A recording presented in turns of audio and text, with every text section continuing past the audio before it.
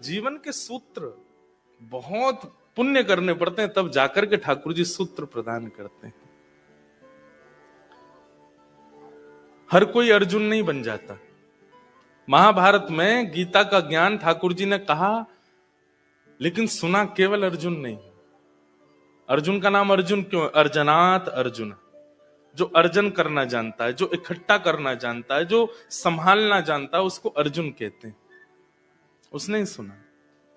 और जब भीष्म पितामह ये युधिष्ठिर को बाद में शोक हुआ, जैसा अर्जुन को पहले शोक हुआ ऐसा ही युधिष्ठिर को बाद में शोक हुआ। ठाकुर जी ने फिर गीता नहीं सुनाई। ठाकुर जी बोले हम पे यही काम है, बस पहले एक को सुनाई, अब दूसरे भैया को शोक हुआ, अब इसको सुनाओ, फिर तीसरा आएगा उठ के मैंने नहीं सुनी, मुझे सुनाओ। सोचिए ज्ञान कितना मूल्यवान। ठाकुर जी ने एक ही बार दिया, दोबारा नहीं दिया।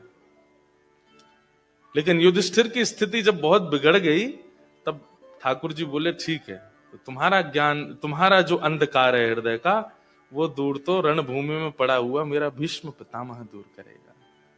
चलो आज भीष्म स्तुति सुनाते हैं आपको। बहुत सुंदर है। बहुत साल हो गए मुझे कहे हुए भी। सोच के तो हम आए थे कि कल जो ब्रिस्बेन में कथा हुई थी ना, तो वहां हमने 4 भक्तों के लक्षण बोले थे, उनमें से निर्गुण के ऊपर आज बोलेंगे। लेकिन अभी भीष्म पितामह की भाव छू रहे हैं हृदय को, तो भीष्म स्तुति सुनाते हैं, सुनिएगा। महाभारत का युद्ध विश्राम हो गया। युधिष्ठिर अब राजा बन गया है। पांडव सब बड़े प्रसन्न हैं और ठाकुर जी द्वारिका जाने के लिए तैयार हैं। बहुत दिन हो गए, अब सब हो गया, सब समेटवा दिया, महाभारत का युद्ध जितवा दिया। अब ठाकुर जी बोले अब हमारी जाने की बारी है, अब हमें जान दो। लेकिन जैसे ही ठाकुर जी रथ में बैठे तो पहले कुंती रोई, फिर कुंती ने स्तुति गाई। उत्तरा के गर्भ के बालक की रक्षा की वो विषय बड़ा है। लेकिन अब तीसरी बार ठाकुर जी का रथ रुका है। पहले 2 बार रुक चुका है द्वारिका जाने से पहले। अब तीसरी बार रथ क्यों रुका? बोले युधिष्ठिर रो रहा है। तो भगवान ने युधिष्ठिर से पूछा, युधिष्ठिर जी आप क्यों रो रहे हैं? आपके दुख का कारण क्या है? तब युधिष्ठिर जी महाराज कहते हैं, मेरा एक प्रकार से श्रीमद् भागवत में सबसे प्रिय प्रसंग है। सबसे पहले जो मुझे रुचि आती थी कहने में कथा में, वो इसी प्रसंग को आती थी। तो बहुत कह लिया तो फिर कथाओं में धीरे धीरे इस प्रसंग को कहना कम किया। लेकिन आज आप सबके बीच फिर इच्छा हो रही है तो सुना रहे हैं। युधिष्ठिर बोले, नाथ मुझे नरक जाने से कोई नहीं रोक सकता। भगवान बोले क्यों? युधिष्ठिर बोले, मैंने कितने बालकों को अनाथ कर दिया, मैंने कितनी माताओं को विधवा कर दिया, मैंने अपनों को मार दिया। अरे अगर दुर्योधन राजी था युद्ध करने के लिए तो मुझे पीछे हट जाना चाहिए था, मुझे स्टेप बैक कर लेना चाहिए था कि भाई ठीक है युद्ध हम नहीं करेंगे, हम वन में रहना मंजूर है, हम दर दर भटकते रहेंगे, लेकिन हस्तिनापुर के लिए युद्ध नहीं करेंगे। मुझे पीछे हट जाना चाहिए था। मैं भी आगे क्यों आया? मैंने युद्ध क्यों किया? कितनों को मार दिया हम लोगों ने। अब मुझे नरक जाने से कोई नहीं रोकेगा। बंधुओं देखो, मां अगर पास में है फिर भी बालक रो रहा है तो कारण क्या है? कि निश्चित है कि बालक को कोई पीड़ा है, या तो पेट में दर्द है, भूख लगी है, या कहीं उसको दिक्कत है इसीलिए रो रहा है। लेकिन मां पास है, पीड़ा भी कोई नहीं है, दर्द भी कोई नहीं है, पेट भी भरा हुआ है, फिर भी बालक रो रहा है। इसके पीछे कारण क्या हो सकता है? कई बार माताएं बहुत ज्यादा श्रृंगार कर लेती हैं तो बालक पहचानते नहीं उनको। कई बार ऐसा होता है। हमारे घर में एक बार शादी थी तो एक हमारी बहन दूर की, उनका बेटा, वो मुझे देखे, तुम थोड़ी देर इसको संभालो, और मैं तो संभालता रहा उसको थोड़ी देर बाद वो जब निकली तो मैं ही नहीं पहचान पाया। बाल उन्होंने विचित्र कर लिए, आंखें नाक सब विचित्र सी। लाओ इसको दो। अब वो जैसे उनकी गोद में गया तो वो ऐसे देखे और फिर मेरी ओर देख करके रोए। मैंने कहा तुमको ही नहीं पहचान पा रहा है। अब ये बात तो हंसने की है, लेकिन यहां पर यही हुआ है। युधिष्ठिर भूखा नहीं है। क्यों? हस्तिनापुर का राजा बन गया। अरे राजा कोई भूखा होता है? भूखा मतलब अतृप्ति। युधिष्ठिर को कोई अतृप्ति नहीं है, तृप्त है वो। युधिष्ठिर के पास कोई कमी नहीं है इस वक्त, फिर भी उसके रोने का कारण क्या? और मां सामने खड़ी, मां यानी कि भगवान पोषक सामने खड़ा है, फिर भी युधिष्ठिर रो रहा है। इसका मतलब क्या है? वो ठाकुर जी के रूप को पहचान नहीं पाया है, उसको ठाकुर जी पे विश्वास नहीं है। नहीं तो साथ में भगवान खड़े हैं, कोई व्यक्ति कैसे कह सकता है कि मैं नरक जाऊंगा? अरे हम लोग तिलक लगा लेते हैं, कथा सुन लेते हैं, एक आध बार तीर्थ यात्रा कर आते हैं तो हम लोग तृप्त हो जाते हैं, गंगा स्नान कर लिया तो अब तो मुक्ति है हमारी निश्चित। हम इतने से ही विश्वास कर लेते हैं मुक्ति का, और वहां बगल में भगवान खड़े हैं फिर भी युधिष्ठिर कह रहा है कि मैं नरक जाऊंगा। इसका मतलब क्या है? उसको ठाकुर जी पे विश्वास नहीं। बंधुओं, एक बात हमारी लिख लीजिएगा, भक्ति का जो आधार है ना, आधार बोले तो नींव, जो इंफ्रास्ट्रक्चर पूरा तैयार होता है, उसकी जो नींव होती है, अगर वो मजबूत हो तो कितनी भी मल्टी स्टोरी बिल्डिंग बनी हो गिरेगी नहीं। लेकिन नींव ही कमजोर है तो सब धराशायी हो जाएगा। भक्ति आप कितनी भी कर लो, नाम जप आप कितना भी कर लो, एकादशी व्रत कितने भी कर लो, तीर्थ यात्राएं कितनी भी कर लो, लेकिन आपकी नींव, भक्ति की नींव क्या है? विश्वास यदि डगमगाया हुआ है तो आप कितना भी कुछ कर लो कोई फायदा नहीं है। भरोसा, विश्वास, ये नहीं है बाकी आप चाहे जो कुछ भी कर लो भक्ति में कोई फायदा नहीं है। लेकिन विश्वास है तो आपके द्वारा की गई तनिक भाव भी ठाकुर जी को स्वीकार, और केवल ठाकुर जी के लिए नहीं, आपके जीवन के संबंधों में भी, चाहे वो पति पत्नी का हो, चाहे वो माता पिता पुत्र का हो, चाहे वो मित्रों का हो, चाहे वो सखत्व का हो, कोई भी संबंध विश्वास पर ही टिकता है। और अगर विश्वास नहीं है तो फिर उस संबंध की कोई वैल्यू नहीं है। भगवान जब युधिष्ठिर रोया, युधिष्ठिर का शोक सुना, तब तक ठाकुर जी को बिल्कुल पीड़ा नहीं हुई। जब युधिष्ठिर ने कहा मैं नरक जाऊंगा, ठाकुर जी बोले मैं द्वारिका छोड़ के यहां खड़ा हूं। जगत नियंता जगदाधार परमात्मा, जिसके अधीन पूरा विश्व है, जिसकी ब्रगुटी पर पूरा विश्व नृत्य करता है, वो तेरे सामने खड़ा और तू कह रहा है तू नरक जाएगा। ये बोले नहीं ठाकुर जी, मन में सोचे और मन में विचार किया कि इसको विश्वास नहीं है, और विश्वास नहीं है इसलिए मैं कुछ प्रवचन करूं उससे इसका कल्याण होने वाला नहीं है।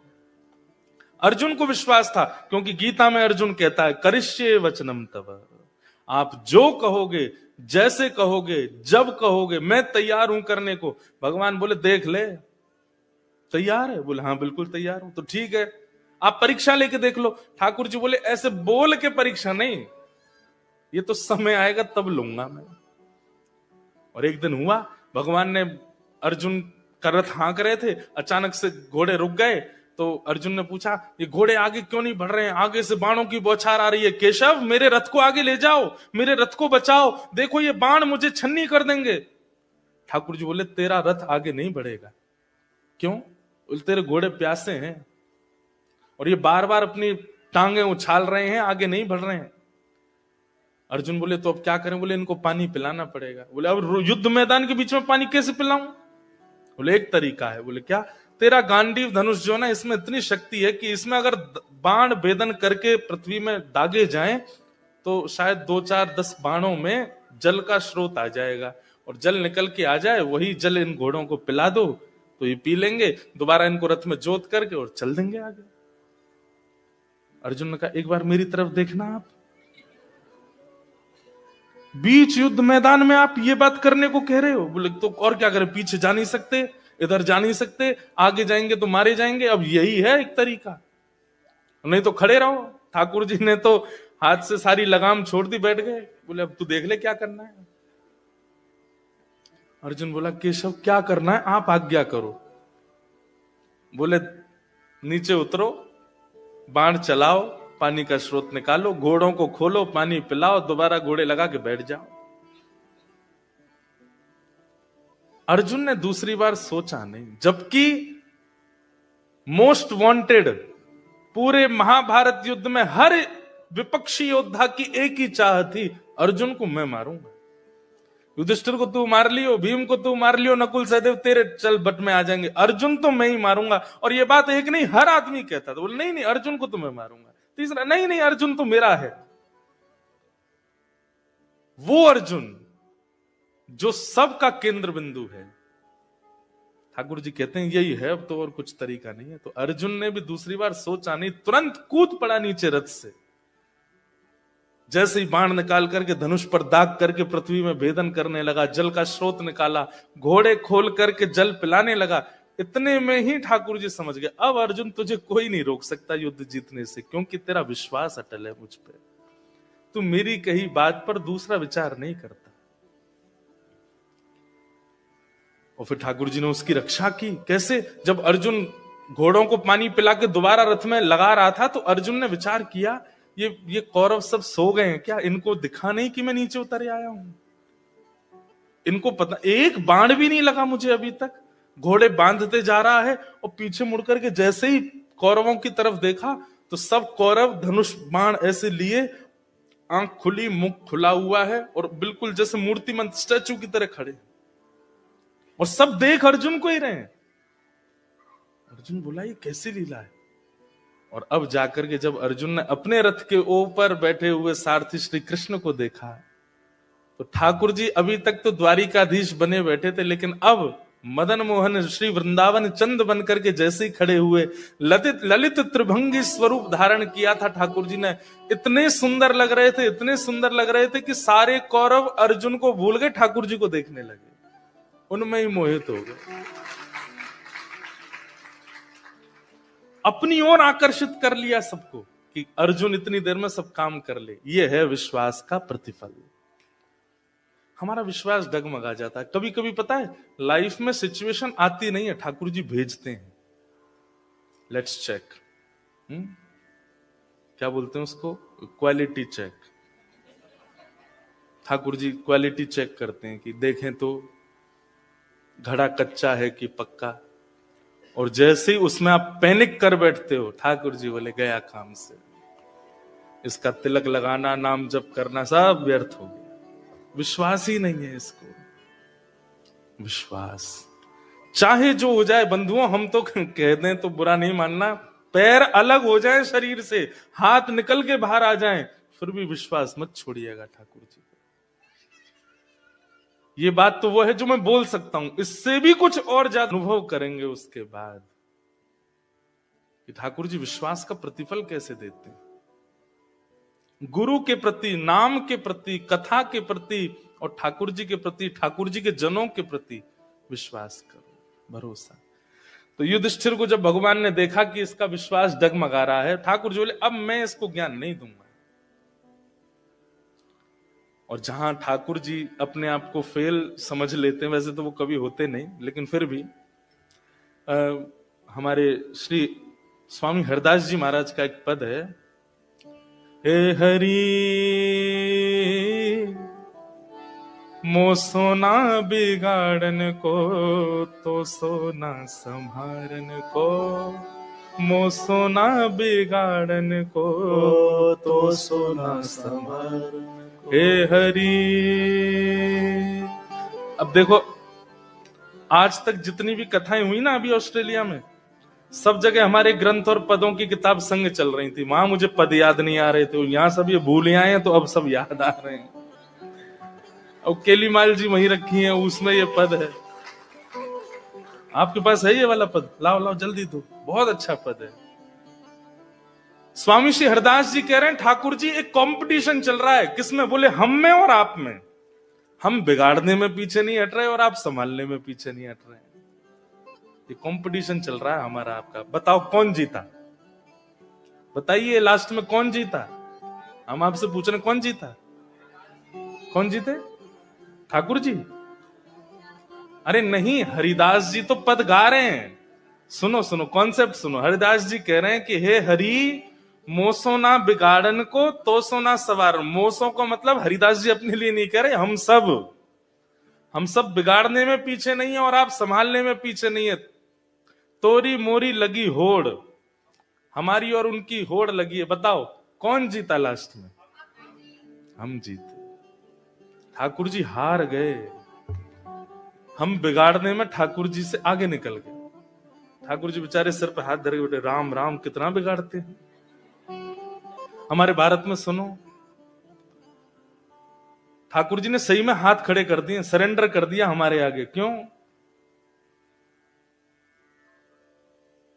पत्नी पति को मार के डिब्बे में डाल देती है, विवाह के बाद घूमने गए वहां पे मर्डर करवा देती है पैसे दे करके। अभी ऑस्ट्रेलिया में खबर सुनने में आई, मेरा तो विश्वास ही उठ गया है। एक पिता ने अपनी बेटी को मार दिया। क्यों? क्योंकि बेटी टेनिस की अच्छी प्लेयर थी। भैया, हम आपसे एक बात निवेदन करना चाह रहे हैं, जितना जीवन बचा है ना, नाम जप करके यहां से भग लो। इस संसार में दोबारा आना नहीं है। ये बहुत, इससे भी ज्यादा वर्स्ट होता चला जाएगा। आप सब तो ऑस्ट्रेलिया में रहते हैं, हम तो वैष्णवों के बीच में रहते हैं, इसलिए हमें ज्यादा पता नहीं। लोग क्या क्या खा लेते हैं, क्या क्या विचार कर लेते हैं, कैसे कैसे संबंधों में रहते हैं, कैसी कैसी विचारधाराएं लोगों के चित्त में प्रकट होती हैं। इसलिए भैया, अगर आप लोग इस कथा में बैठे हो तो आप भाग्यशाली हो। आज ही नियम ले लीजिए, खूब नाम जप कीजिए, खूब ठाकुर जी पे भरोसा करके, खूब भजन करके भैया निकल लो यहां से। निकल लो मतलब जीवन पूरा कर लो। जीवन पूरा करके इतना भजन करके जाना कि दोबारा आना नहीं पड़े यहां पे। भजन का यही फल है कि आना नहीं पड़ता। ठाकुर जी अपने पास ही रख लें। नित्य ठाकुर जी से प्रार्थना करो, हे प्रभु मत दर्शन दो, मत आओ सामने, मत करो कुछ भी, बस ये कर देना कि प्राण निकले, पुनः नहीं आना पड़े इस धरती पे। स्वामी जी कह रहे हैं हम जीत गए नाथ, हमने बिगाड़ने में सारी हदें पार कर दी। आपने बहुत संभाला, बहुत संभालने की कोशिश की हमको, लेकिन फिर भी आप हार गए, हम जीत गए। हम बिगाड़ते ही चले गए। तो ना तोड़, फिर भी तोड़ नहीं है। आपको हरा करके हम आगे निकल गए बिगाड़ने में, और हमें पता चल गया कि आप हार गए हो, तब भी हम रुक नहीं रहे, बिगाड़ते ही जा रहे हैं। ए हरी तो मो सोना बिगाड़न को, तो सोना सवारन को, मो सोना बिगाड़न को, तो सोना सवारन। युधिष्ठिर जी के चित्त में जब अविश्वास का दर्शन ठाकुर जी को हुआ, बहुत पीड़ा हुई ठाकुर जी। बताओ, मैं यहाँ पे द्वारिका छोड़ के आप बिल्कुल छाया बन के खड़ा हूं महाभारत युद्ध में, और ये कहता है कि नरक जाएगा। ठाकुर जी कहते हैं जहां हम हारते हैं वहां फिर हमारे भक्त ही ठिकाने लगाते हैं। अब हम नहीं ज्ञान देंगे, अब तो हमको भजने वाला कोई इसको समझाएगा, तभी इसके बाद समझ में आने वाली। इसलिए आप सबके लिए, हम सबके लिए ठाकुर जी प्रवचन नहीं करते। रसिकों को प्रवचन के लिए, कथावाचकों को प्रवचन के लिए, हरिजनों को ठाकुर जी चुनते हैं कि भाई तुम ही समझाओ, मेरी बात समझ में आने वाली नहीं है, क्योंकि मेरे प्रति विश्वास में अभी कहीं कमी है। और एक बात स्पष्ट कहते हैं, अगर विश्वास प्रगाढ़ होता तो आपको समझाने ठाकुर जी ही आ जाएंगे। सूरदास के सामने आते थे, कालिदास के सामने आते थे, कृष्णदास, कुम्मन दास, मीराबाई, सबके सामने ठाकुर जी आते थे, क्योंकि उनका विश्वास प्रगाढ़। और जिनका विश्वास प्रगाढ़ नहीं है, उनके लिए हरिजनों को आना पड़ता है। ठाकुर जी ने युधिष्ठिर से कहा, अब तो तुमको कोई और समझाएगा। बोले कौन? रणभूमि में मेरी प्रतीक्षा कर रहे हैं बाणों की सैया पर लेटे पितामह भीष्म, उनके पास चलो। भीष्म पितामह का नाम सुनते ही युधिष्ठिर प्रसन्न हो गया। बोले हाँ, वो तो हमारे घर के बड़े हैं। ठाकुर जी बोले हम बे वही समझावे, वो तो चल बड़ो है। अच्छा, ठाकुर जी छोटे भी हैं ना आयु में, इसलिए भी इन लोगों का भाव कम है ठाकुर जी के प्रति। मतलब प्रेम है, भाव है, लेकिन वो विश्वास नहीं है चित्त में। भगवान बोले चलो भैया, भीष्म पितामह हमारी प्रतीक्षा कर रहे हैं, रोम रोम में बाण लगा है उनके, लेकिन वो फिर भी प्रतीक्षा कर रहे हैं कि ठाकुर जी आएंगे तभी प्राण त्यागूंगा मैं। बहुत अच्छा प्रसंग है, आप सबसे हमारी प्रार्थना, ये कर्ण पिशाचनी रख दीजिए नीचे। ये कर्ण पिशाचनी है। कई लोग मैंने इधर उधर देखा तो चला रहे थे, इसलिए बोल गया। इसको धर दीजिए नीचे, क्योंकि जब ठाकुर जी नहीं आए तो हमको भेजा, अब जब हमारी ही नहीं सुनोगे तो कौन आएगा? किसको भेजेंगे ठाकुर जी हैं? ये जीवन नैया पार करने वाला नहीं, इसलिए सुनिए। भगवान बोले चलिए भीष्म पितामह के पास, और भगवान युधिष्ठिर आदि पांडवों को लेकर के निकल पड़े हैं रणभूमि की ओर, जहां बाणों की सैया पर लेटे हैं पितामह भीष्म। भीष्म पितामह को एक बार बंधुओं बताएं आपको, अगर हिंदू हैं, अगर सनातनी हैं, तो जीवन में एक बार आद्योपांत महाभारत पढ़िए। सीरियल मत देखिए, सीरियल में सबने देखा है, मुझे पता है, वो एक बार पढ़िए उसको। गीता प्रेस गोरखपुर की सीधी हिंदी टीका है, एक एक श्लोक का वर्णन है। देख तो आपने रखी है सीरियल्स में, अब एक बार उसको पढ़िए महाभारत को। ऐसी हमारे भारत में एक गलत अफवाह फैल गई है कि घर में महाभारत रखने से लड़ाई हो जाती है। ये महा असत्य है। महाभारत युद्ध कराता नहीं है, युद्ध विराम करता है। एक बार जरूर पढ़िए। तो निकल पड़े भगवान पांडवों को लेकर के। भीष्म पितामह को बाल्यकाल से इच्छा मृत्यु का वरदान था कि जब तक उनकी इच्छा नहीं होगी तब तक प्राण नहीं त्यागेंगे। लेकिन इच्छा मृत्यु के वरदान में उन्होंने क्या, मैंने एक बार ना कुछ अपने मित्रगण थे, मेरे सखा जंत में सब उनके बीच में बैठा, तो मैंने कहा एक बात बताओ, मेरा एक क्वेश्चन है आप सबसे। बोले क्या? मैंने कहा अगर आप सब लोगों को इच्छा मृत्यु का वरदान मिल जाए तो आप क्या करोगे?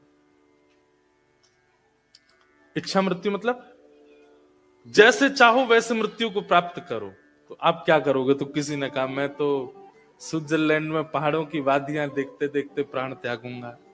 एक हमारे यहाँ चटोरा है सखा, वो बोला कि मैं पहले तो साउथ इंडियन खा लूंगा, उसके बाद गुजराती खा लूंगा, फिर बंगाली खा लूंगा, फिर पंजाबी खा लूंगा, और मैं तो इच्छा मृत्यु करूंगा कि मैं इतना खाऊं कि मेरा पेट ही नहीं भरे, और मैं सारे रसों को चख करके अंत में मुझे सबसे प्रिय पान लगता है, तो पान जैसे ही जाए मुख में पूरा मुंह मेरा रच जाए तब प्राण निकले। मैंने वाह भाई, किसी ने अच्छे अच्छे वस्त्रों के, किसी ने धन के, किसी ने सारे भोग ऐश्वर्य के, सबके रखे इच्छा मृत्यु। तब मुझे याद आई भीष्म पितामह की। इनके पिता शंतनु महाराज ने जब भीष्म पितामह से कहा कि मैं तुम्हें इच्छा मृत्यु का वरदान देता हूं, तुम्हारी जब जैसे इच्छा होगी तभी प्राण निकलेंगे, उसी समय भीष्म पितामह ने नेत्र बंद करके ध्यान कर लिया था। शंख चक्र गदा पद्मधारी श्रीमन नारायण मेरे सामने मंद मंद मुस्काते हुए खड़े होंगे, मैं उनके सर्वांगीण अंग का दर्शन कर रहा हूंगा, वे मेरे तन का स्पर्श कर रहे होंगे, मैं उनके मुखमंडल का दर्शन कर रहा हूंगा, उसी समय मेरे प्राण निकले। मैं ऐसी इच्छा रखता हूं और मुझे कुछ नहीं चाहिए। मेरे पत्नी हो, बच्चे हो, परिवार हो, ये खाने की वस्तु, आज कुछ नहीं। और आज उस इच्छा मृत्यु को ठाकुर जी पूरा, नहीं तो पूरे शरीर में बाण लगे। भीष्म पितामह मरे नहीं अभी तक। क्यों? क्योंकि अभी इच्छा पूरी हुई नहीं है ठाकुर जी को देखने की। और इतने में ही श्याम सुंदर बाकी अदा से चलते हुए रणभूमि की ओर आ रहे हैं। और जैसे ही भीष्म पितामह को, अभी तक तो भीष्म पितामह ये सोच रहे हैं कि ठाकुर जी भूल तो नहीं गए कि मुझसे मिलने आना है, लेकिन तभी चंदन की सुगंधी आने लगी, सुंदर शीतल हवा अंग को स्पर्श करने लगी, नेत्रों से अश्रु बहने लगे भीष्म पितामह के, कहने लगे आ गए श्याम सुंदर। ये सुगंधी तो उनके तन की है, ये वायु तो उन्हीं का स्पर्श करके आती है। और तभी अब हिल नहीं पा रहे हैं भीष्म पितामह, बाण लगे हैं। धीमे से अपनी तिरछी नजर करके देखा तो पीली पीतांबरी पहने श्री श्याम सुंदर, नील वर्ण है ठाकुर जी का, चलते हुए आ रहे हैं। भैया जीवन का अंत हो तो भीष्म पितामह जैसा। आप कहोगे महाराज जी कितना खतरनाक था, रोम रोम में बाण लगे। भैया ये बाण क्या है? ये संसार के सारे भोग वस्तु, काम क्रोध लोभ ईर्षा मोह द्वेष अभिनिवेश अहंता ममता इच्छा, ये सारे बाण हैं। आपको पता नहीं है, सब लगे हुए हैं हमारे। एक मोह रूपी बाण लगता है तो बाण जहां लगता है वहां से रक्त निकलता है। ऐसे ही हमको जब बाण लगता है तो हमारे भीतर से सारे सद्गुण निकलते हैं उसी बाण के स्थान से।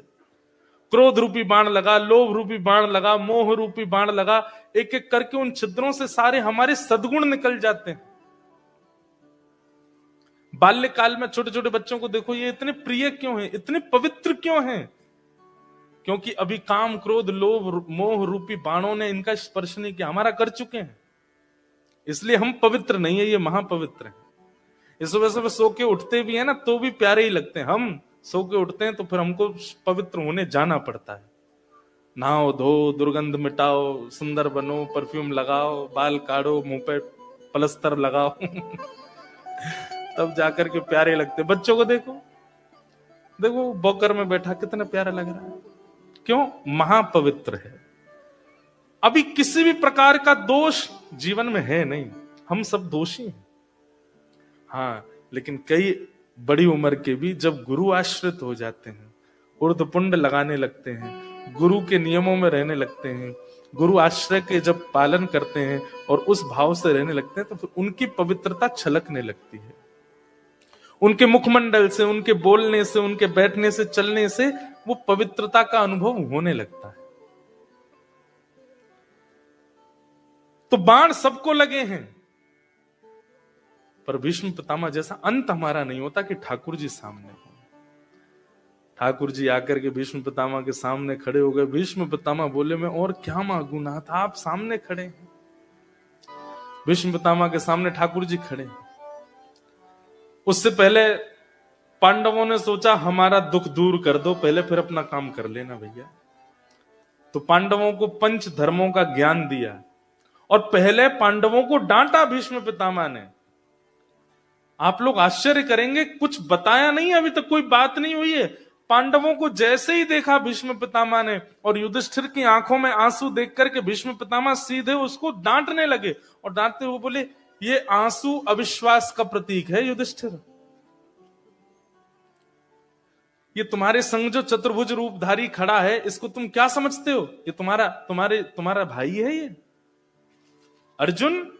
तुमने इसको अपना सारथी बना लिया, तेरा सारथी है ये। ए भीम, तुम इसको शांति दूत बना करके भेजते हो हस्तिनापुर, तुम्हारा शांति दूत है ये। जाते जाते बता के जा रहा हूं, कान खोल करके सुन लो, कौन है ये? ए सवई भगवान साक्षात दद्यो नारायण पुमान। पूरे ब्रह्मांड का नायक साक्षात नारायण भगवान है ये।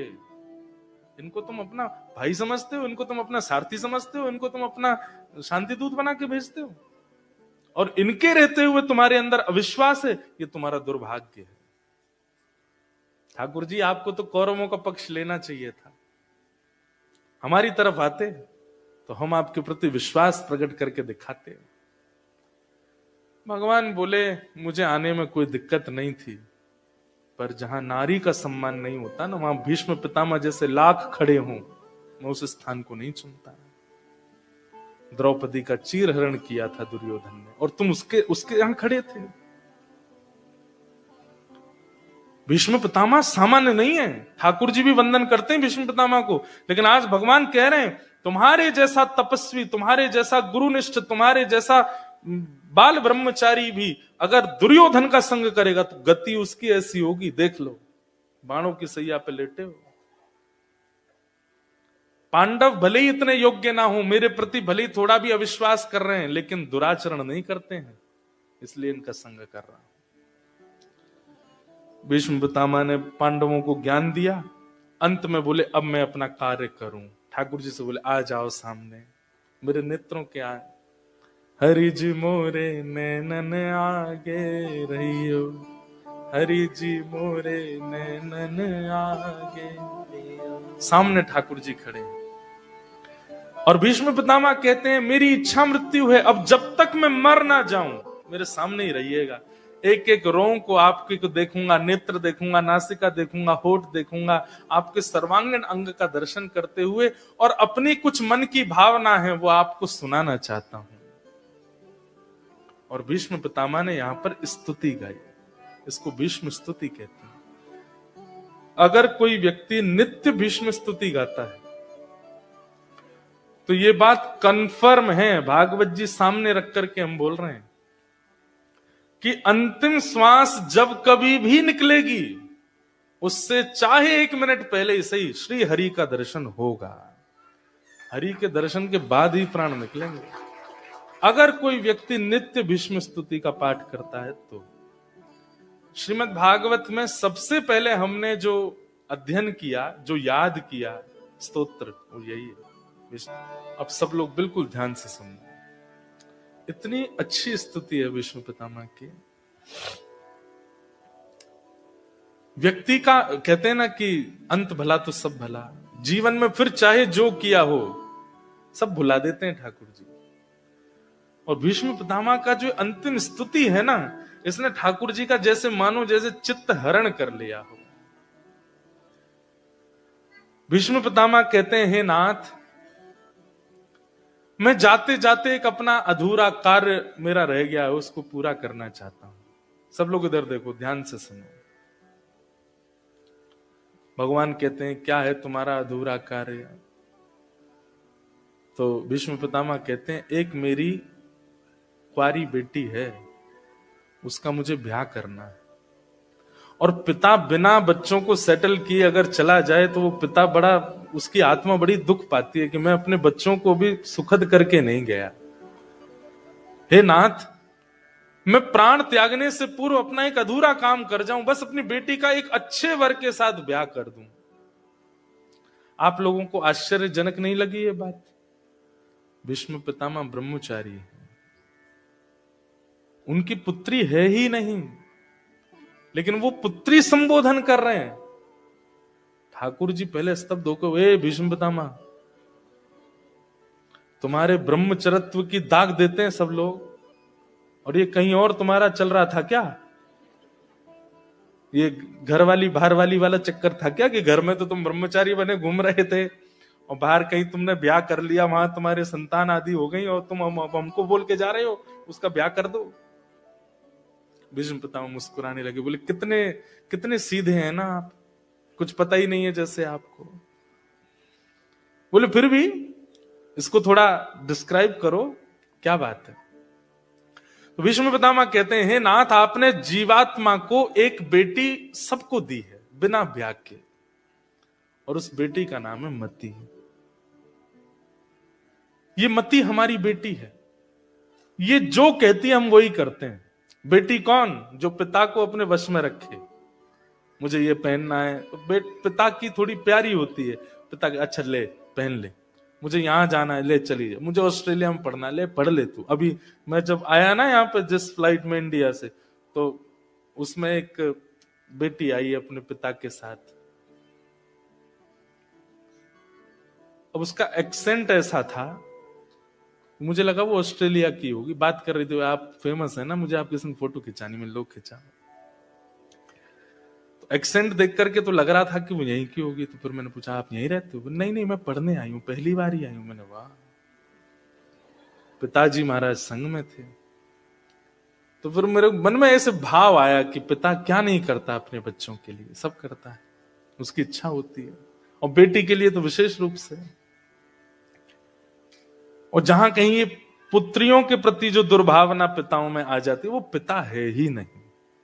उनको पिता का मतलब रक्षक होता है, वो राक्षस है उनके प्रति। तो ऐसे तो फिर वो हिरण्यकश्यप वाली कैटेगरी के भी तो आ जाते हैं कहीं कहीं पे, जो प्रहलाद जी को ही मारने तुले रहते थे। तो सुनिएगा, तो भीष्म पितामह बोले कि मेरी, आपने हर इंसान को एक बिना ब्याह की बेटी दी है, उसका नाम है मति। जैसे बेटी अपनी इच्छा पूरी पिता से कराती है, ऐसे ही ये मति भी हमको अपने वश में रखती है। चलो आज गोल्ड कोस्ट में कथा हो रही है, सुनने चलें? तो मति क्या कहती है, वर्किंग डे है, दिन भर काम करके आए, क्या करना चाहिए, चाय पियो, बढ़िया पड़े रहो बिस्तर में, क्या करना है, क्यों जाना है? मति की इच्छा होती है तो ही हम क्रिया करते हैं। अगर मति नहीं होती तो उस क्रिया में जाकर के भी हम लोग ऐसे बैठे रहेंगे जैसे कितना प्रेशर है, हम तो भोजन करने आए थे, जल्दी कथा पूरी हो, प्रसाद लें, निकलते बने यहां से। तो मति, ये सबको अपने वश में रखती है। इसकी इच्छा हो तो हम जाते हैं, इसकी इच्छा हो तो हम खाते हैं, इसकी इच्छा हो तो हम पहनते हैं, इसकी इच्छा हो तो हम सब क्रिया करते हैं। नाथ ये जब तक कुंवारी रहती है ना, ये तब तक पिता को नचाती रहती है, लेकिन जैसे ही इसका ब्याह होता है, इसके जीवन में जब पति आ जाते हैं बेटी के जीवन में, तो फिर ये पिता को परेशान नहीं करती, फिर ये पति के अधीन हो जाती है। फिर ये पति जो चाहता है वैसा करती है। हे नाथ, हम सबकी मति कुंवारी है और इस कुंवारी मति के एकमात्र पति आप हैं। अगर आप इसका वरण कर लेंगे तो ये आपके अधीन हो जाएगी, और मति अगर आपके अधीन हो गई तो हमारा जीवन सफल हो जाएगा नाथ। इसलिए मेरा ये अधूरा काम मृत्यु से पहले पूरा कर दीजिए। समझ में आई बात की? यूं ही टप टप बजा दी ताली, आई ना? भीष्म पितामह कह रहे हैं मृत्यु से पहले नाथ मेरी इस मति को आप स्वीकार कर लीजिए, इससे ब्याह कर लीजिए, आप इसको अपने अधीन कर लीजिए। भगवान बोले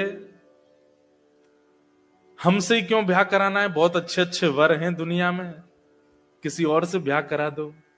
तो भीष्म पितामह कहते हैं आपसे बढ़िया कौन मिलेगा? त्रिभुवन कमनम तमाल वर्णम रविकर गौरवराम्बरम दधाने। अरे ऐसो चटक मटक सो ठाकुर, तीनों लोकन हूं मैं ना।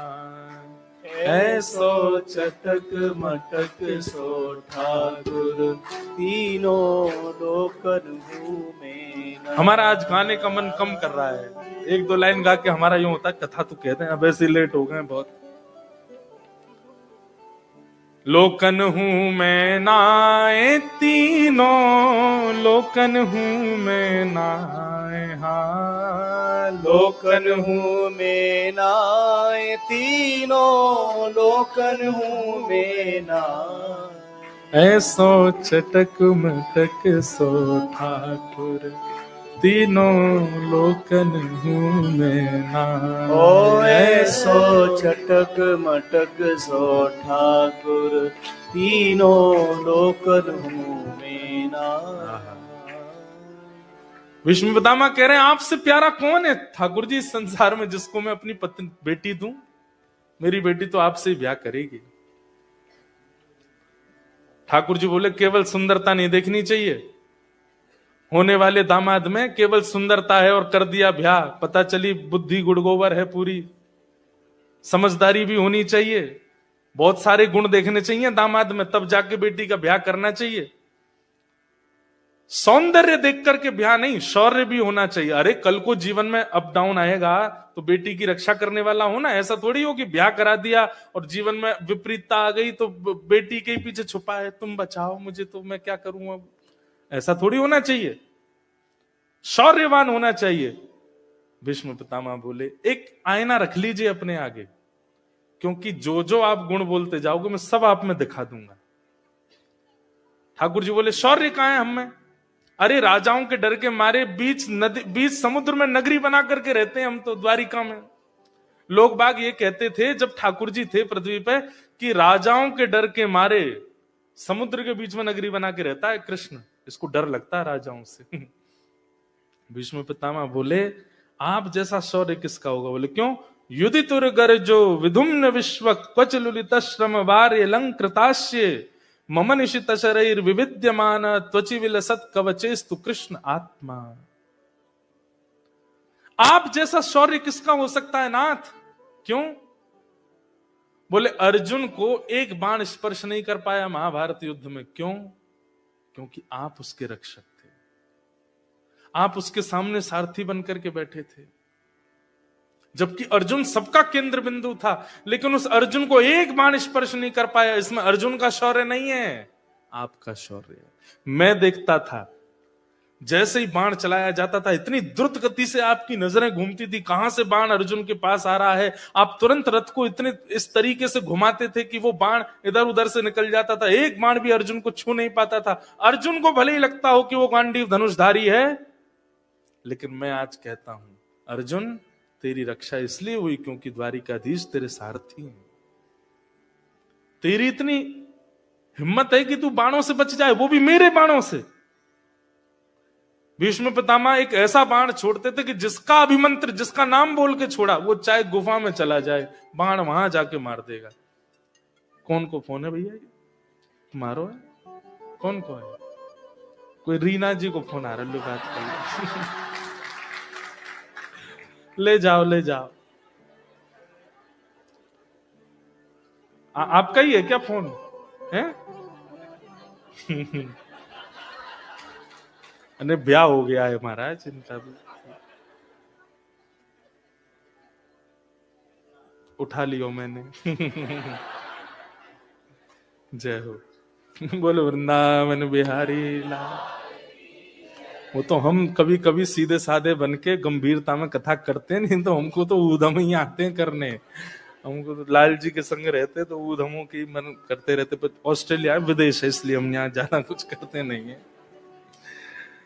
क्या बता रहा था मैं? शौर्य। हे नाथ, आप जैसा शौर्य किसका होगा? ठाकुर जी बोले केवल सुंदरता और शौर्य से काम नहीं चलेगा, दामाद को प्रेमी होना चाहिए। और जैसे ही प्रेमी शब्द कहा ना, भीष्म पितामह की आंखों में आंसू आ गए। बोले आप बोल रहे हो प्रेमी? नाथ, प्रेम की जो नदी है ना, आपसे ही प्रारंभ होती है और आप में ही रह जाती है, वो कहीं किसी और का स्पर्श भी नहीं कर पाती। हम दुनिया के लोग तो नाटक करते हैं प्रेम का, हमको प्रेम आता है। प्रेम तो केवल आपका है। और भगवान का प्रेम कैसा है? भीष्म पितामह कहते हैं, स्वनिगममपहाय मत् प्रतिज्ञा मृतमधिकर्तुम बप्लुतो रथस्थः धृतरथ चरणो भयाशलद्गुः हरिरिवहन्तुमिभं गतोत्तरीय। आपका प्रेम कैसा है नाथ? महाभारत का युद्ध जब निश्चित हुआ था, तब दुर्योधन और अर्जुन दोनों द्वारिका गए थे। एक कौरवों का मुखिया और एक पांडवों का मुखिया। और दोनों ने जाकर के श्री कृष्ण से कहा कि भगवान, अब महाभारत युद्ध होने वाला है, आप बताइए आप किस पक्ष में? अर्जुन ने नहीं बोला, दुर्योधन बोला, किस पक्ष में रहोगे? ठाकुर जी बोले, भैया हम कोई पक्ष नहीं बांट सकते, तुम दोनों हमारे भैया हो, एक पक्ष कैसे बताते? नहीं नहीं, एक पक्ष तो आपको बताना पड़ेगा। किस तरफ रहोगे, कौरवों की तरफ कि पांडवों की तरफ? ठाकुर जी बोले, हम तुम पे ही निर्णय छोड़ देते हैं। एक तरफ अकेला मैं, वो भी निशस्त्र रहूंगा, शस्त्र नहीं धारण करूंगा, और दूसरी तरफ मेरी सेना सशस्त्र रहेगी। अब तुम दोनों आपस में विचार कर लो, जिसको जिसकी जरूरत हो वो सोच लो। देखो कैसे कितने चतुर हैं ठाकुर जी। ऐसे ऐसे कोई बंटवारा करता है? अरे भाई, जब थाली में कोई सामग्री आती है तो उसको बराबर दिया जाता है ना, ले ये तेरा, ये मेरा, ये। ऐसे कौन बंटवारा कर? क्या कह रहे हैं ठाकुर जी? ठाकुर जी कह रहे हैं सब्जी सब्जी सब तुम्हारी, रोटी केवल मेरी। सामने वाला ये सोच करके खुश हो गया, अरे कम से कम 10 कटोरी सब्जियां तो हैं, रोटी नहीं है तो क्या हो गया। लेकिन बात तो यही है कि पेट तो रोटी से ही भरता है, सब्जियों से नहीं भरता। ठाकुर जी ने यही किया, 10 प्रकार की सब्जी एक तरफ कर दी और रोटी एक तरफ कर दी। बोले अब इन दोनों में तुम बांट लो। मैं अकेला एक तरफ रहूंगा, शस्त्र नहीं उठाऊंगा, और दूसरी तरफ मेरी पूरी सेना रहेगी, सशस्त्र रहेगी। थोड़ी देर बाद दुर्योधन बोला, जय जय, आपका वैसे भी प्रेम बहुत ज्यादा है इन पांडवों से, अर्जुन से आपकी मित्रता बहुत ज्यादा है। कभी कभी हमारे संग तो आप बहुत कम रहे हो ना बचपन से, हमसे कोई गड़बड़ी हो गई तो आपका भोग कैसे बनता है, आप सोते कैसे हैं, आपका बिस्तर कैसा होता है, आपको क्या क्या चीजों की रिक्वायरमेंट होती है, हमको तो इतना पता नहीं है, इन लोगों को ज्यादा पता है। तो हमारी तो ये इच्छा रहेगी, आप सुखद विराजेंगे, आप इन्हीं की तरफ जाओ, हमको सेना दे दो। अर्जुन से पूछा, हाँ अर्जुन तुम्हारी क्या इच्छा है? बोले कि मैं राजी हूं, आप हमारी तरफ ही रहो।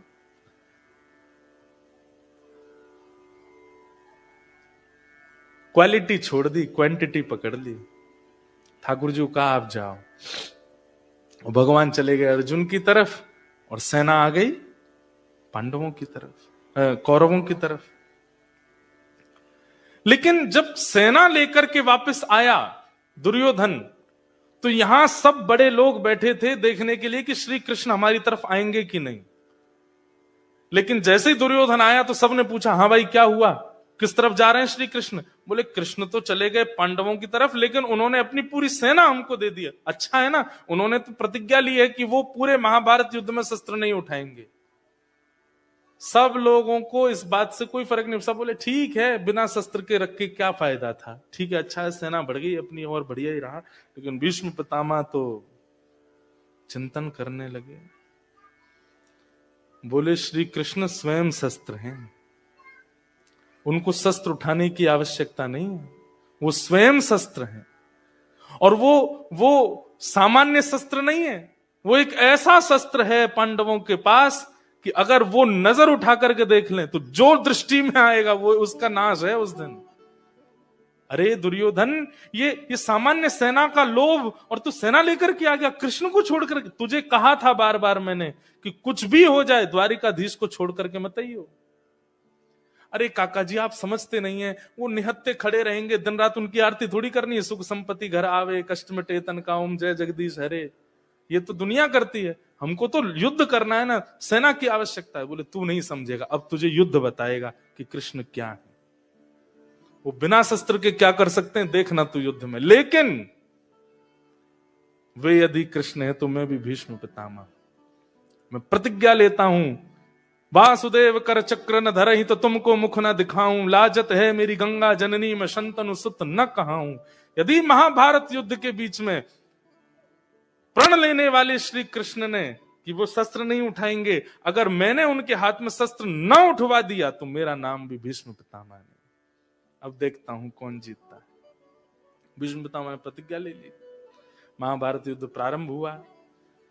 एक दिन दुर्योधन थोड़ा परेशान हो गया तो चिढ़ करके थोड़ा बोला भीष्म पितामह से कि आप रहते हमारी तरफ है लेकिन भला चाहते पांडवों का है। दुर्योधन की ये बात बहुत बुरी लगी भीष्म पितामह। ऐसा क्यों बोलता? बोले हम मरते जा रहे हैं, आप कुछ कर ही नहीं रहे हो। भीष्म पितामह बोले ठीक है, पूरी सेना मर जाए लेकिन राजा ना मरे तो भी युद्ध राजा के पक्ष में ही होता है। बोले हाँ, अपनी पत्नी को मेरे पास भेज देना, उसको अखंड सौभाग्यवती का आशीर्वाद दे दूंगा, तू अमर हो जाएगा, फिर तेरे को कोई मार ही नहीं पाएगा तो फिर युद्ध कौन जीतेगा? एक दिन हार करके पांडवों को ही घुटने टेकने पड़ेंगे, यही हो सकता है। दुर्योधन बोला बस यही मैं चाह रहा था कि आप ऐसा कुछ कर दो, अब हो जाएगा काम। बात तो हुई दुर्योधन और भीष्म पितामह के बीच, लेकिन कान सुन रहे थे श्री कृष्ण के। अच्छा तो ये खिचड़ी बननी है भीतर। ठाकुर जी भी बोले कि भाई दुर्योधन की पत्नी है भानुमति, और आज रात में अगर भानुमति को द्रौपदी मैंने नहीं बना दिया तो मेरा नाम भी कृष्ण नहीं। आशीर्वाद तो मिलेगा भीष्म पितामह का, लेकिन भानुमति को नहीं मिलेगा, द्रौपदी को मिलेगा। भैया महाभारत युद्ध में बहुत इन्वेस्ट किया ठाकुर जी ने। अर्धरात्रि में ठाकुर जी उठे, ऊंची धोती पहनी, सिर पर स्वाफा बांधा और बिल्कुल ग्वारिया का भेष, काजल बड़ा बड़ा लंबा लंबा लगा करके ठाकुर जी हाथ में लालटेन लेकर के पहुंच गए द्रौपदी के पास। देख रहे हैं चोर कोई देख तो नहीं रहा हमको, सिर पर यहाँ पे कारी कमरी डाल रखी है। द्रौपदी के पास जाकर के सोती हुई द्रौपदी सुता को उठाया, चल मेरे साथ जल्दी। द्रौपदी बोली कहां जाना है? बोले भीष्म पितामह का आशीर्वाद लेना है। बोले दिन में ले लेंगे, रात में क्यों जाना है? बोले दिन तक अगर सोती रही तो तेरा भाग्य सो जाएगा, महाभारत युद्ध समाप्त हो जाएगा, चल जल्दी। द्रौपदी को उठा के लेकर के, बहन है ना भगवान की, इतना अच्छा वर्णन है। ठाकुर जी द्रौपदी को लेके चले, द्रौपदी धीरे चल रही थी, उसकी जूतियां फंस रही हैं पैरों में। ठाकुर जी बोले रुक यहीं पर, क्या बात है क्यों नहीं चल पा रही? बोले मेरे पैरों में जूतियां हैं। ठाकुर जी बोले उतार दे इनको। ऐसे कैसे उतारते हैं? ये पिताजी के पक्ष से आई हैं, इनको कैसे छोड़ दूंगी? ठाकुर जी अल्लाह मुझे दे। तो द्रौपदी की जूतियों को ठाकुर जी अपने पटका में बांध करके, एक इधर एक इधर, दोनों तरफ जूती बांध के ठाकुर जी हाथ पकड़ के जल्दी चल मेरे साथ। कैसे भक्त वत्सल हैं श्री कृष्ण। कितना प्रेम करते हैं ठाकुर जी।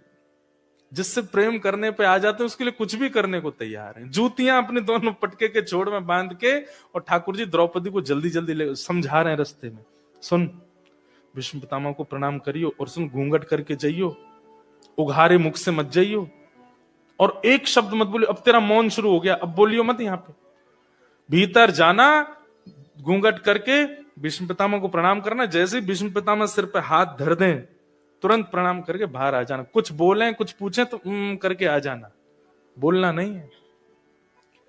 और ये सब क्यों है, क्या है, कैसे, ये सब बाद में बताऊंगा, अभी बताने का समय नहीं मेरे पास। जल्दी चल। ले गए ठाकुर जी। जैसे ही पहुंचे भीष्म पितामह के शिविर के बाहर, भगवान बोले अब अंदर मैं नहीं जाऊंगा, तू जा। भीतर गई द्रौपदी। भानुमति अभी आई नहीं है। भानुमति कौन? दुर्योधन की पत्नी। उससे पहले द्रौपदी पहुंच गई, और द्रौपदी जैसे ही जाकर के वहां बैठी, भीष्म पितामह ने भजन कर रहे थे, देख लिया कि आ गई है भानुमति। जल्दी जल्दी अपनी माला पूरी करके नेत्रों से लगाई। आ गई तुम, बैठो। हाथ में जल लिया, खड़े होकर के गए, और हे नारायण, अपने संपूर्ण जीवन में मैंने जितना भजन किया है उस सबका प्रताप मैं इस कन्या को देता हूं। अखंड सौभाग्यवती भव। दोनों भुजा द्रौपदी के सिर पर रख करके बोले, तुम्हारा सौभाग्य यानी कि तुम्हारे पति अजर अमर हो जाए, उसको कोई नहीं मार पाएगा। जैसे ही द्रौपदी ने ये आशीर्वाद सुना, अखंड सौभाग्यवती भव, ये तो नहीं बताया था कृष्ण ने कि ये आशीर्वाद मिलेगा। द्रौपदी बोली, ये आशीर्वाद दे रहा है अखंड सौभाग्य का, और मेरे सौभाग्यों के पीछे धनुष बाण लेके भागते हैं ये महाभारत युद्ध में, यही पीछे पड़े रहते हैं उनके। एक बार इनको बता तो दूं कि फिर कल से मुझे दिख मत जाना पांडवों के पीछे भागते हुए। तुरंत द्रौपदी ने अपना घूंघट उठा लिया। तो फिर याद रहे, एक नहीं, दो नहीं, तीन नहीं, चार नहीं, पांचों की जिम्मेवारी आपकी है। अगर खरोंच भी आई महाभारत में तो मैं आपसे पूछूंगी। भीष्म पितामह बोले, द्रौपदी तू आए? मैंने तो भानुमति को बुलाया था, तू कहां से आ गई? क्यों, मैं नहीं आ सकती? नहीं, आ तो सकती है, पर मैंने भानुमति को बुलाया था। ये भानुमति द्रौपदी कैसे हो गई? ये तो पूरा महाभारत पलट गया, ये तो सब कुछ पांडवों के पक्ष में चला गया। अरे बिटिया, तुम्हारी विजय हो गई है, आज जीत गए तुम लोग, अब पांडवों की वध हो ही नहीं सकता। द्रौपदी बोली, ये तो मेरा भाग्य है, सौभाग्य, प्रणाम करती हूं, चलती हूं मैं। भीष्म पितामह बोले, सुन, तू अकेली आई रात को, और एक बात बता, तेरे को क्यों लगा कि मुझे आशीर्वाद लेना चाहिए? द्रौपदी बोली, वो सब बात नहीं, बस मैं जा रही हूं, मुझे नींद आ रही है, मैं जा रही हूं। रुक जा, यहीं पर रुक, अकेली तो नहीं आई है तू, कौन आया है तेरे साथ? भीष्म पितामह समझ गए ये बुद्धि कोई और लगा ही नहीं सकता है, एक ही है इनके पास। इसीलिए तो भीष्म पितामह कहते हैं कृष्ण स्वयं शस्त्र है भैया। कौन आया तेरे साथ में? बोले, हमारा ग्वारिया आया है, गायों का दूध निकालता है, वो आया है। जरा मिलवा तो मुझे, मैं भी देखूं कैसा ग्वारिया। चल करके भीष्म पितामह गए। हाँ रे भैया, कहाँ है ग्वारिया? ठाकुर जी ने जैसे ही भीष्म पितामह को देखा, ठाकुर जी चौकड़ी मार के भागे वहां से। बोले, ये बोल गई होगी भीतर जाके जरूर। भीष्म पितामह बोले, रुक जा रुक जा रुक जा, वहीं रुक जा। ठाकुर जी रुक गए। भीष्म पितामह बोले, इधर आओ। हाँ भाई, कौन से ग्वारिया हो तुम? बोले, मैं गोपाल ग्वारिया।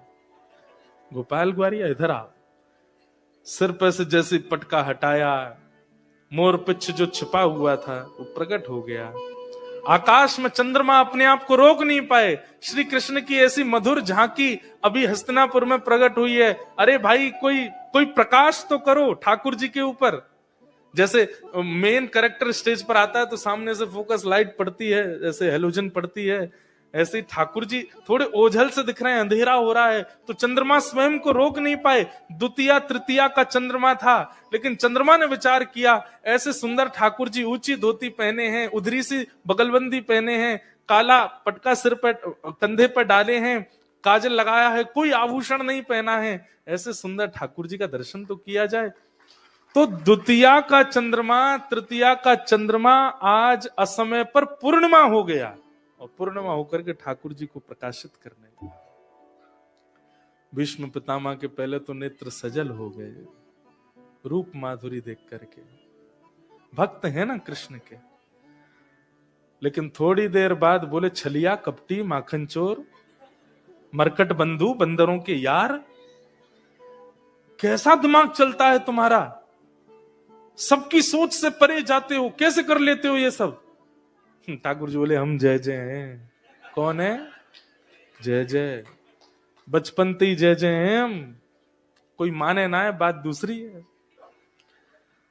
भगवान बोले, रुक जा जय जय, अभी बताऊंगा।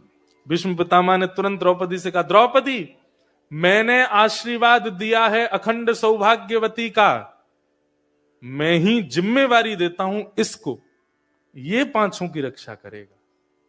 मैं तो धनुष चलाऊंगा, मैं तो धनुष उठाऊंगा, बाण चलाऊंगा, लेकिन उन पांचों को बाण ना लगे ये जिम्मेवारी इनकी है। इसलिए जो तू बात मुझसे कह रही थी ना भीतर की, खरोंच भी आई तो मैं आपसे सवाल करूंगी, अब मैं तुझे कह रहा हूं, मैंने वरदान दिया है कि तेरे पांचों पति अखंड सौभाग्य उनका हो जाए, पर मैं ही जिम्मेवारी देता हूं कि पांचों के प्राण की रक्षा करने की जिम्मेवारी इसकी है। इसलिए खरोंच आवे तो इससे पूछना, मुझसे नहीं। मैं तो अपना कर्तव्य करूंगा, धनुष बाण चलाऊंगा। और सुन श्री कृष्ण, कल से महाभारत का नेतृत्व मैं करूंगा, देखता हूं तुम कैसे बचाते हो पांचों को। भीष्म पितामह भीतर चले, भगवान बोले, मिल गई शांति। क्यों बोली भीतर जाके?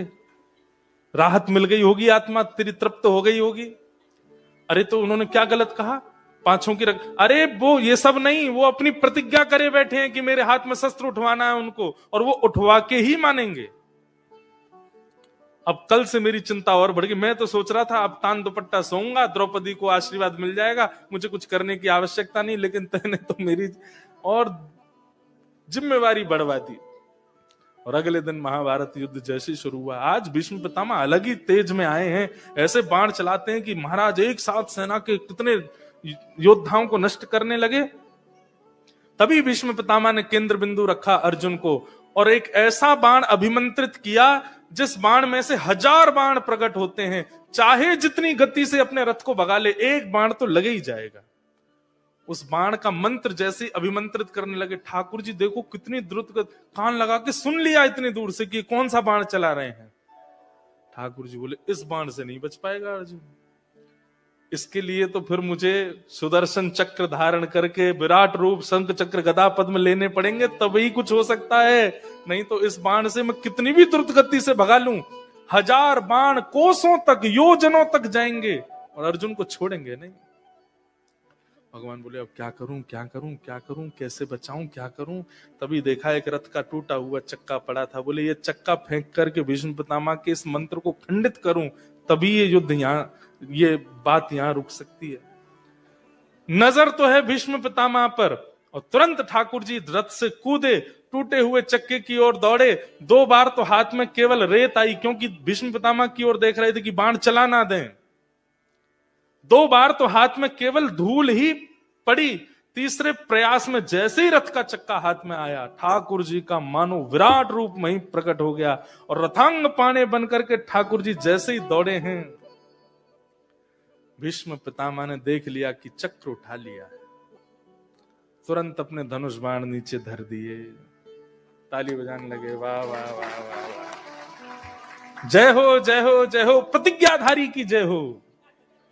ये प्रतिज्ञा कर रहे थे, आप कहो मैं शस्त्र बिन भूमि हरहूं सब भार। सब ताली बजाने लगे, बोले आप तो कह रहे थे कि आप शस्त्र नहीं उठाओगे। हाँ भाई, कहां गए प्रतिज्ञाधारी, देख लो भैया सब लोग। और सब वहां पे युद्ध समाप्त हो गया, सब हंसी करने लगे, जोर जोर से हंसे, पेट पे हाथ धर धर के हंसे, लोट लोट के हंसे। ठाकुर जी सबको देखे, बोले रुक जाओ बेटा, बताऊंगा तुमको, हंस लो। लेकिन भीष्म पितामह की ओर देख करके ठाकुर जी ने जो उत्तर दिया, डार चक्र हरि हस पड़ो, दियो उत्तर ब्रजराज। आज ब्रजराज उत्तर दे रहे हैं कि मैंने चक्र क्यों उठाया। बोले क्यों उठाया? आज तजी प्रतिज्ञा मोरी, मैं तोरी प्रतिज्ञा काज। क्या? अरे सुन तो लो बात पहले पूरी। अद्भुत हैं ऑस्ट्रेलिया वाले।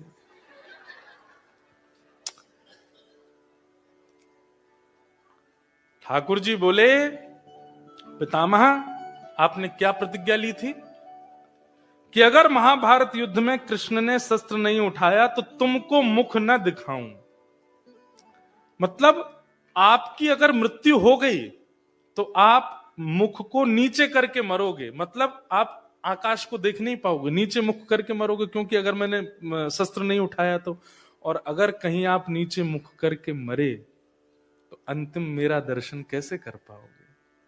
अपने अंतिम श्वास में जो आपकी इच्छा है मेरे को देखते हुए प्राण त्यागने की, जो आपने अपने पिता के वरदान देने पर कि हे भीष्म पितामह तुमको इच्छा मृत्यु का वरदान है, उसी समय तुमने प्रतिज्ञा ली थी कि श्री कृष्ण को देखते हुए प्राण त्यागूंगा। अगर मैं शस्त्र नहीं उठाता और महाभारत युद्ध हो जाता तो आपको मरते समय अपना मुख नीचे करना पड़ता, और नीचे मुख करते तो मेरा दर्शन कैसे होता? मैंने इसलिए प्रतिज्ञा तोड़ी ताकि जब आप मरें तो मेरा दर्शन कर सकें। भीष्म पितामह के तो नेत्र सजल हो गए, दौड़ करके चरण पकड़ लिए, बोले नाथ मैं तो सोच रहा था मैंने आपको हरा दिया, लेकिन वास्तव में आपको हरा करके भी आप ही जीत गए हो, आपकी ही करुणा है, ये आपका प्रेम है नाथ।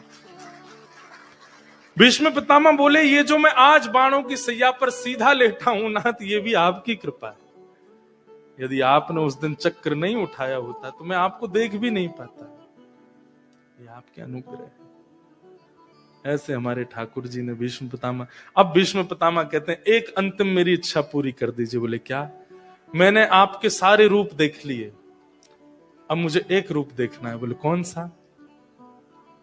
ललित गति विलास वल्गुहास प्रणय निरीक्षण कल्पितो रुमान कृतमनुकृतवत्य उन्मदान्धा प्रकृति मगन किलयस्य गोपवध्व। कौन सा रूप देखना है आपको? बोले जहां आप पैर भी टेढ़े कर लेते हैं, कमर भी टेढ़ी कर लेते हैं और मुख भी टेढ़ा कर लेते हैं, वो टेढ़े मेढ़े त्रिभंगी होकर के जब आप खड़े होते हैं ना नाथ, मुझे वो रूप आपका देखना है। मुझे वो रूप आपका देखना है जहां छछिया भरी छाछ पे नाच नचायो, पूरे अपनी ब्रगुटी पर नचाने वाला, उसको गोपियां कभी कभी पकड़ करके अपने भवन में ले लेती हैं और बांध करके कहती हैं लाला नंदरानी के पास जाएगो? बोले हाँ जाऊंगो, पहले नाच के दिखा। तो आप परब्रह्म होते हुए भी उन अहीर की गोपियों के आगे नाचने लग जाते हो। कोई गोपी कहती लाला मैंने बड़ा अच्छा मक्खन निकाला, खाएगो? बोले हाँ खाऊंगो। बोले पहले बंदर की तरह करके दिखा। तो स्पष्ट कहते हैं कृतमनु कृतवत्य उन्मदान्ध। आप उन गोपियों की इच्छा की पूर्ति के लिए परब्रह्म होते हुए भी कभी बंदर बन जाते हो, कभी नाचने लग जाते हो, कभी सखी बन जाते हो। लाला होते हुए भी एक गोपी ने पकड़ लिए ठाकुर जी, अरे लाला नंदरानी के पास जाओगे? बोले हाँ जाऊंगो। बोले मैं तो ना छोड़ूंगी। तो अरे मुझे छोड़ दे, मुझे मैया के पास जानो है। बोले पहले एक काम कर। बोले कहा? पहले लाली बन के आ मेरे आगे। ना मोह लाला ही रंदो। ना ना तो पहले लाली बनाऊंगी मैं। ठाकुर जी बोले ठीक है बनाए लो। गोदी में बैठ गए। अब वो गोपी ठाकुर जी को लाली बना रही है, नाक में नथनी पहना रही है, माथे पे बिंदी लगा रही है, कानन में कुंडल झुमका लटका रही है, घुंघराले केश खोल रही है, ऊपर चुनरी उड़ा रही है, नीचे लहंगा पहना रही है, ठाकुर जी के गले में खूब सारे आभूषण पहना रही है, पामन में पाजेब पहना रही है, और दूर खड़े करके करी अब लाला छोरी इनकी तरह चल के आ मेरे पास। ठाकुर जी के कैसे चले छोरी? तो गोपी बता रही ऐसे ऐसे पाम धर अपने। ठाकुर जी चल के आ रहे हैं। बोले अब एक काम और करनो। बोले कहा? हो या है यशोदा के निकट न चाओरी, या है यशोदा के निकट न चाओरी, रसिया को। हमारे ब्रज में होली में गाते हैं रसिया को नारी बनाओ री रसिया को, ओ रसिया को नार बनावो री रसिया को। गोपियां सब ले गई ठाकुर जी को लाली बना के। अरे यशोदा मैया जल्दी नीचे आए जा। यशोदा मैया नीचे आई। अरे कहा भयो? बोले नई नवेली बहू आई है, आशीर्वाद दिलावे लाई है आपके। यशोदा मैया बोली रुक जा रुक जा रुक जा, पहले मैं सब सामग्री ले आऊं। तिलक ले आई, रोली चावल ले आई, दियो ले आई, साथ में मिष्ठान ले आई, साड़ी आड़ी ले आई कि नई बहू आई है या को दूंगी मैं। और कहा पता हो कि बहू के घूंघट के भीतर छोराई है, लालाई है। ठाकुर जी ऐसे ही खड़े हैं क्योंकि गोपियां सौगंध दे करके आई हैं। बंसी छुपा के धर रखी है ठाकुर जी की, अगर बोलो तो तेरी बंसी तोड़ देंगी हम। ठाकुर जी चुपचाप खड़े हैं घूंघट करके। यशोदा मैया आई। अरे या की आरती उतार दूं, या की नजर उतार लूं। अरे मेरी लाली कैसी नई नई बहू। अरे लाली तो कोई छोरी दिखे तो मेरे छोरा के काजू बताइयो, बाको ब्याह करनो मोए। और सुंदर साड़ी वाड़ी सब देख, अब चल मुंह दिखाई कर दे मुंह। अब ठाकुर जी कह रहे हैं कैसे दिखाऊं मुंह। गोपियां सब हंस रही हैं। बोले हाँ मैया या को मुंह देखो, बड़ी सुंदर है। अरे नहीं दिखाए दे कैसो मुंह तेरो। जैसे ही ठाकुर जी ने घूंघट ऊपर कियो, लाला अरे बजमारे तू डोल ला यहाँ पे, छोरी बन के आएगा मेरे सामने। अरे मैया तेरी सौ खा के कह रहा हूं मैं नहीं बनो जी। अंतिम इच्छा केवल ये है कि अगला जन्म मेरा ब्रज में हो और मैं भी एक गोपी बन के दही मथूं और आप मेरे यहाँ चोरी करने आओ। आवत है तू है सखी बड़ भाग बड़ी, नंदलाल तेरे घर आवत है। तू अपनो श्रृंगार करत है, तू अपनो श्रृंगार करत है। ये दर्पण हाथ दिखावत है, ये दर्पण हाथ दिखावत है।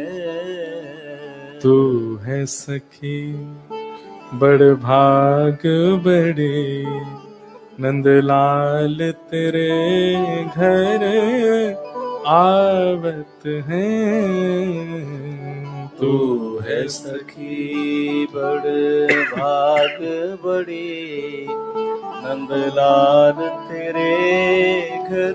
भीष्म पितामह की अंतिम इच्छा केवल यही है कि मुझे ब्रज प्राप्त हो जाए। लेकिन एक बात हमारी सुन लीजिए, ठाकुर जी ब्रज नहीं दे सकते।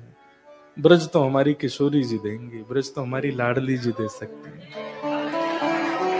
और ये बात कोई हम मनगणंत नहीं बोल रहे हैं, ये बात वास्तविक है।